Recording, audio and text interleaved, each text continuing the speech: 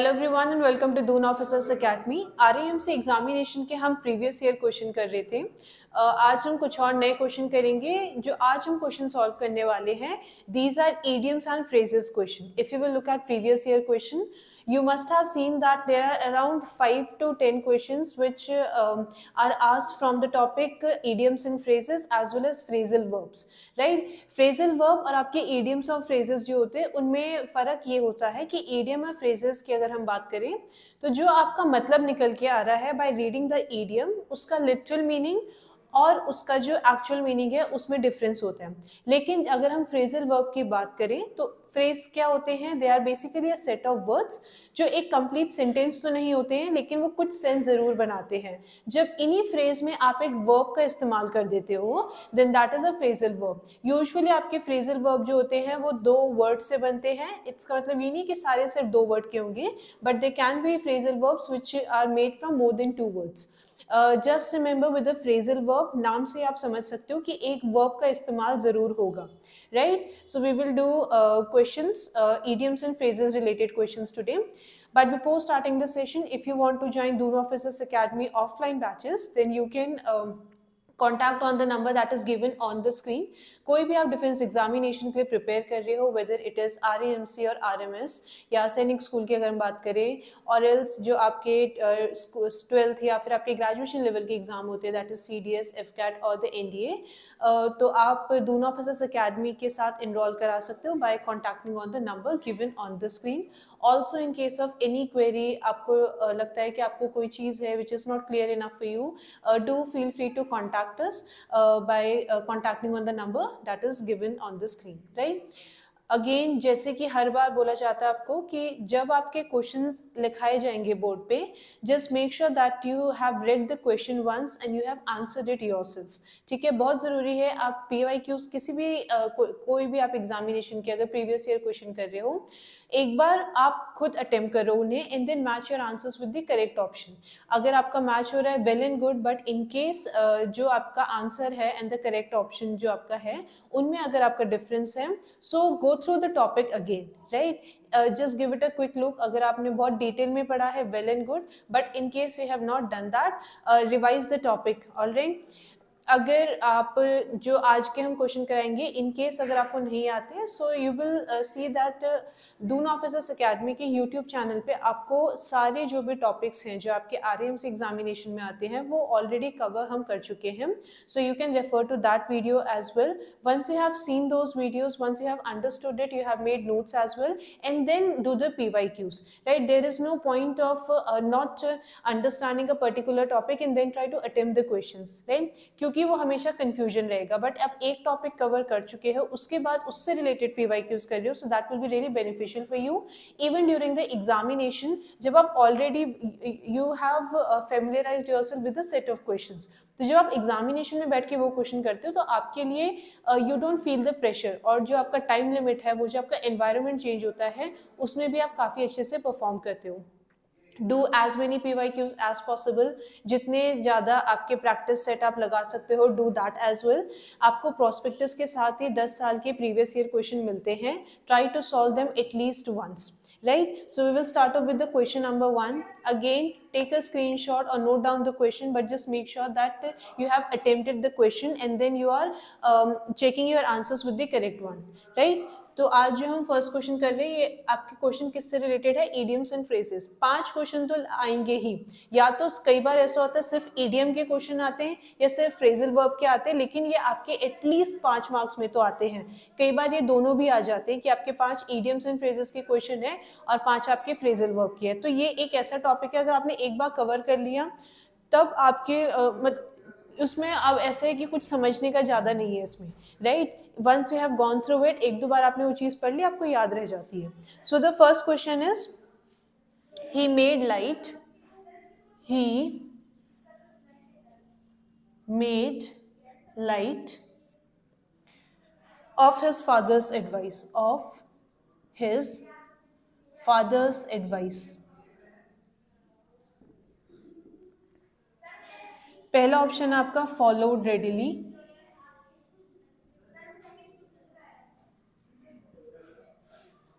disregarded,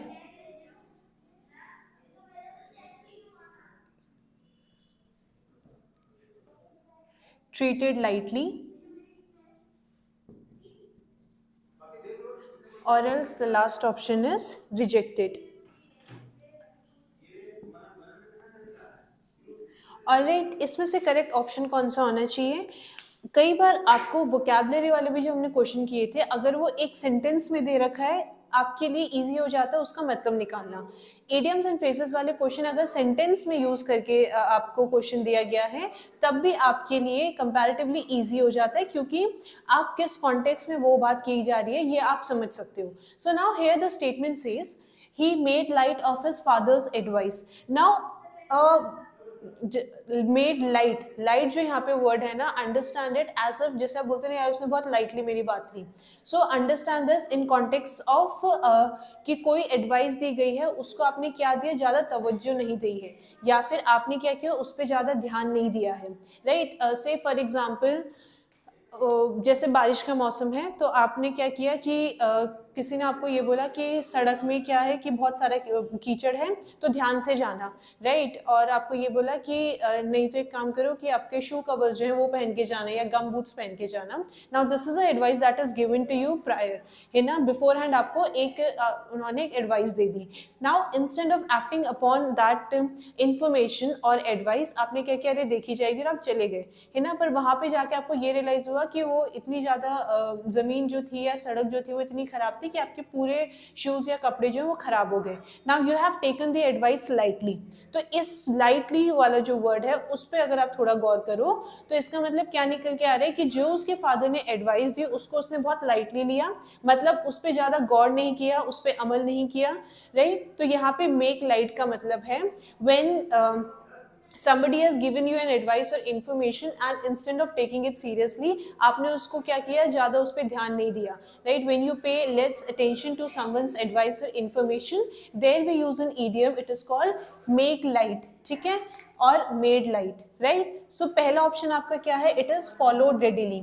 अगर उसने follow किया होता तो आप लाइट वर्ड यूज नहीं करते, राइट। तो पहला ऑप्शन नहीं हो सकता।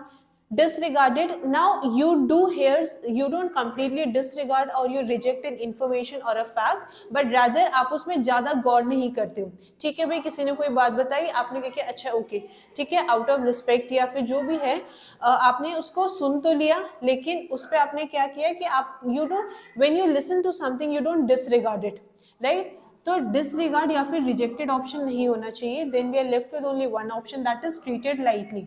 जब आप ज़्यादा गौर नहीं करते हो कोई एक इन्फॉर्मेशन पे या एडवाइस पे, या फिर किसी भी कोई भी आपको बात बताई गई है, तो उसके लिए जो हम ईडीएम यूज करते हैं made light.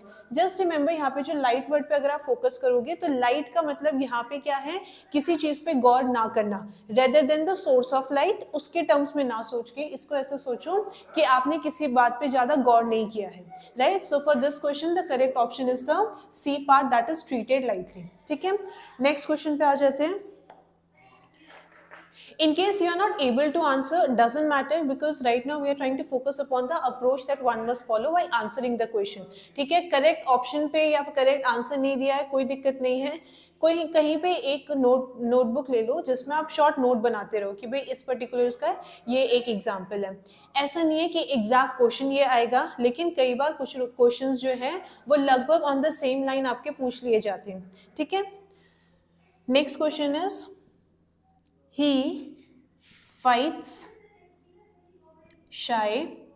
So the underlined idiom is fights shy of his young nephew who is a crook. Who is a crook, right। पहला ऑप्शन आपका क्या दे रखा है, fights bitterly,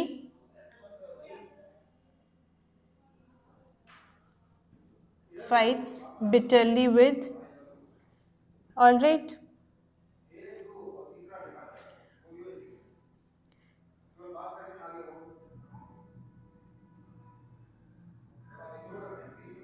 is afraid of,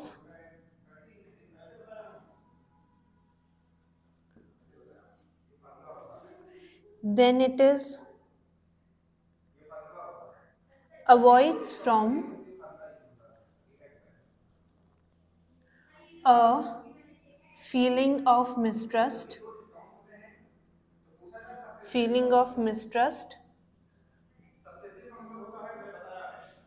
and then the last is frightened by, is frightened by. Croup का मतलब क्या होता है? क्रूप का सिंपल मतलब इस तरीके से समझ सकते हो. क्रूप कई बार आपके फिजिक्स में या साइंस में भी टर्म आया होगा. तो बेसिकली उसका मतलब क्या होता है? बेंड. ठीक है, जो एक आपका एकदम स्टीप कर्व होता है या फिर जो एक बेंड है, उसके लिए हम एक वर्ड यूज करते हैं क्रूक. जब यही क्रूक वर्ड किसी के लिए इस्तेमाल किया जाता है, ह्यूमन के लिए, तब उसका मतलब क्या बोलते हैं? यार ये कैसा टेढ़ा आदमी है. तो सो समवन जो आपके क्या है, जिस पर आप ट्रस्ट नहीं कर सकते हो, तो उसके लिए हम क्या वर्ड यूज करते हैं? Crook. Right. So look at the option first. अब देखो यहाँ पे कई बार फ्रेज में या ईडियम में आपको कुछ वर्ड किस सेंस में यूज किया गया है, उसके बेसिस पे भी आप मतलब निकाल सकते हो. तो यहाँ पे पहला वर्ड, एक वर्ड दे रखा है ना, शाय, फाइट्स शाय. अगर कोई है who is shy, does that necessarily mean that the person is frightened or afraid of anything?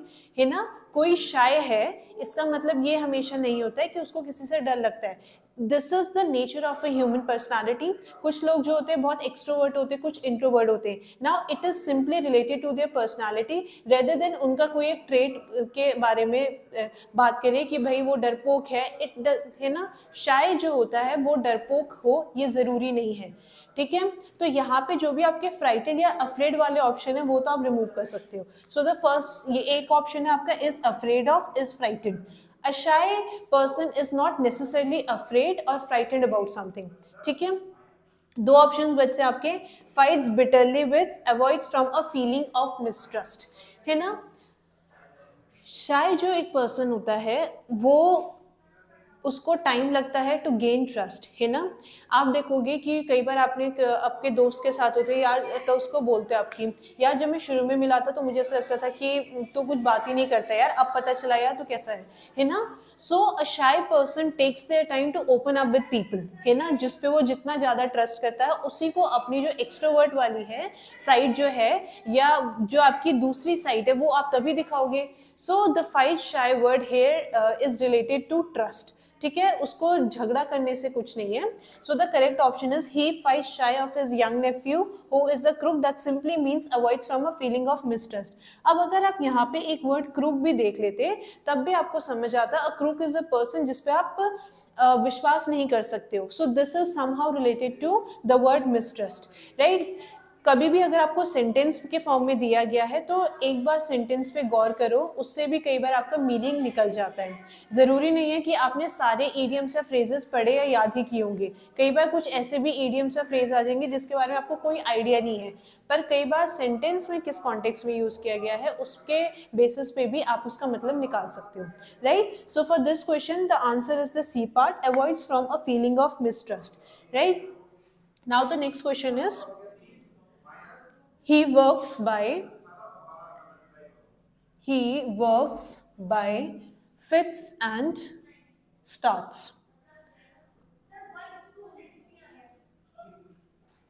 He works by fits and starts.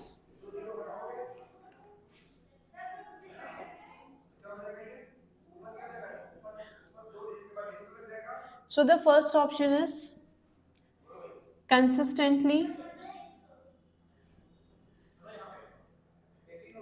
irregularly, in high spirit, irregularly,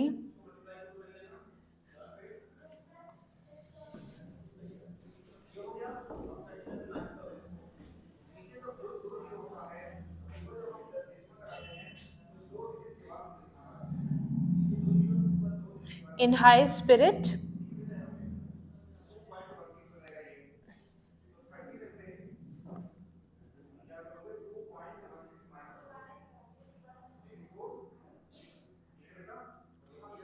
enthusiastically,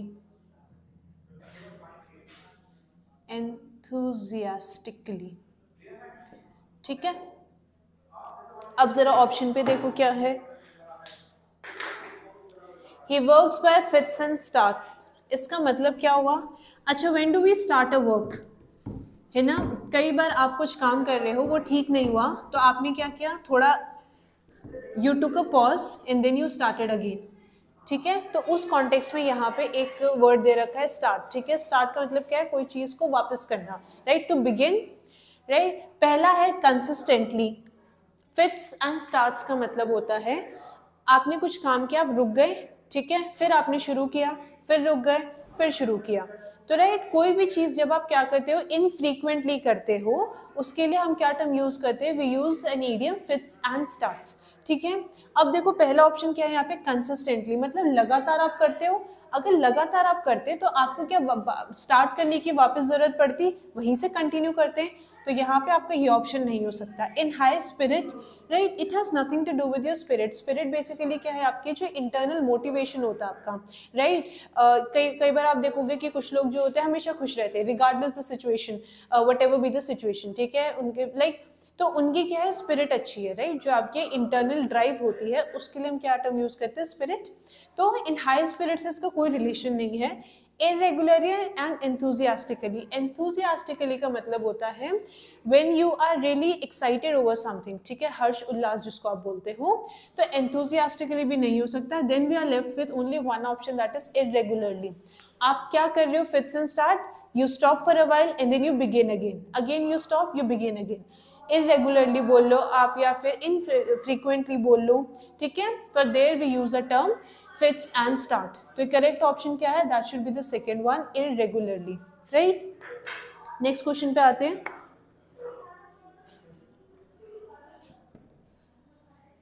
To all intents and purposes, he is a good man. All right.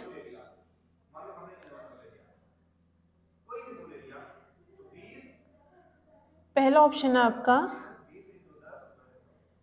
Finally, practically,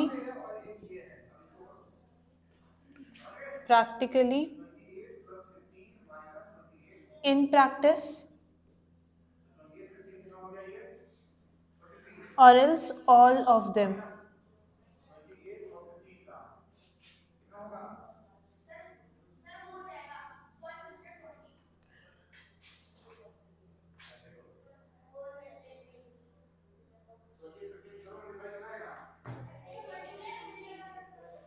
To all intents and purposes he is a good man. इसका मतलब क्या हुआ, intention का मतलब क्या होता है, आपकी मंशा है ना, कि भाई आपके लाइफ का पर्पस क्या है, टारगेट क्या है, क्या आप अचीव करना चाहते हो और क्या आप चीज़ें प्रैक्टिस करते हो, राइट। कई बार ये होता है कि sometimes we are in a situation where we do know what is the good thing और the right thing to do, पर हम वही चीज़ प्रैक्टिस नहीं कर पाते हैं ओनिंग टू द सिचुएशन, या फिर हम इस हालात में हैं कि सही चीज़ें हम जान के भी नहीं कर पाते, राइट।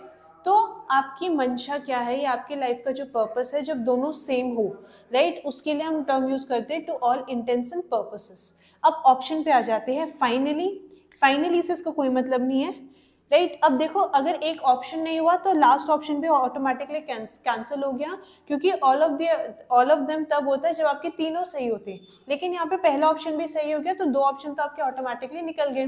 सो इसीलिए बोला जाता है एलिमिनेशन मेथड आप यूज करो, क्योंकि ऑप्शन हटाते जाओ, ये नहीं हो सकता, इसलिए नहीं हो सकता। Always try to back your answer with a logic और अ रीजन। फिर है प्रैक्टिकली या इन प्रैक्टिस, ठीक है, प्रैक्टिकली या इन प्रैक्टिस, इनमें से कौन सा होना चाहिए, इट शुड बी। देखो प्रैक्टिकली बहुत सारी चीज़ें आप कर सकते हो, लेकिन आप उसको क्या कर रहे हो उस पर भी डिपेंड करते हैं। If somebody aspire to join RAMC, बहुत सारे लोग हैं, बट उनकी क्या आदत है, क्या उनकी हैबिट है, क्या चीज़ें वो कर रहे हैं, उस पर डिपेंड करता है कि भाई ultimately they will crack the exams और not. So what you do in practice is what we refer to as to all intents and purposes. आपकी मंशा ये है, आपके लाइफ का पर्पस ये है, राइट, अल्टीमेटली जो गोल है, जब आप उसी चीज़ को प्रैक्टिस करते हो, there we use an idiom to all intents and purposes. Alright, एक और क्वेश्चन कर लेते हैं।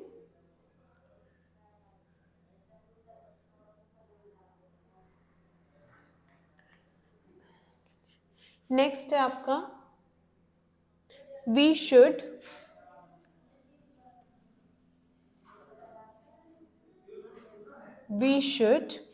give a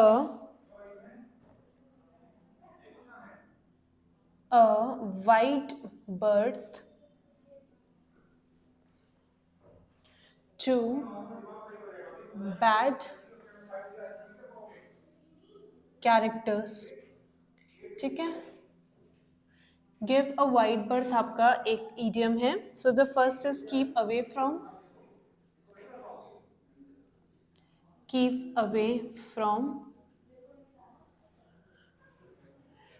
publicly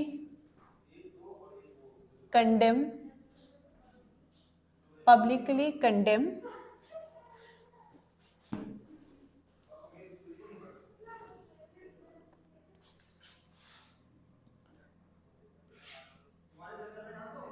give publicity to, or else not sympathize with,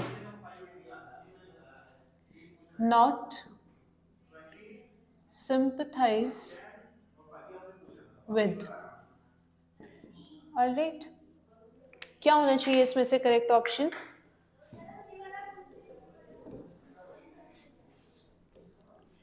we should give a wide berth to bad characters. Berth का वैसे आपको अगर मतलब नहीं पता होगा तो आपने कभी ट्रेन में ट्रैवल किया होगा ना, तो आपसे पूछा जाता है बर्थ, राइट? आपकी लंबी चौड़ी सीट टाइप की जो होती है, तो क्या बोला जा रहा है? We should give a wide berth. Wide का मतलब क्या हो गया? लंबा, राइट? बर्थ इसका सिंपल अगर आप इस कॉन्टेक्स्ट में भी समझते हो तो इसका मतलब है कि ऐसे. अच्छा, इससे पहले एक वर्ड देखो यहाँ पे, बैड कैरेक्टर.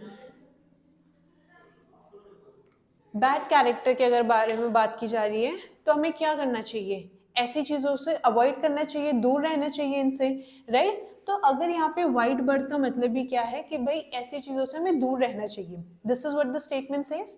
तो पहला क्या है? Keep away from, that is the answer. पर फिर भी दूसरे ऑप्शन भी हम एक बार देख लेते हैं. Publicly condemn. Condemning something is never enough. आप प्रैक्टिस में क्या ला रहे हो उस पर भी डिपेंड करता है. तो पब्लिकली कंडेम करने से कुछ नहीं होता है ना. कई बार आपने ये चीज़ देखी होगी, कोई चीज़ खराब हुई है या कोई चीज़ काफ़ी बुरी है जिसके सीवियर इफेक्ट है पब्लिक पे, तो कई बार कुछ मिनिस्टर्स जो होते हैं ना, तो वो लिख देते ट्वीट करके कि we really condemn this action. Condemning is never enough. You have to take action to resolve the problem, है ना. कोई भी चीज़ को रेक्टिफाई करने के लिए आपको चीज़ें करनी चाहिए, है ना. अगर कई बार ये होता है कि स्पेशली जब प्रोटेस्ट वगैरह की जाती है तो पब्लिक के इंफ्रास्ट्रक्चर जलाए जाते हैं, तो उसमें आपका एक ट्वीट आ जाता है कि इस एक्शन को हम कंडेम करते हैं. So see it is never enough, है ना.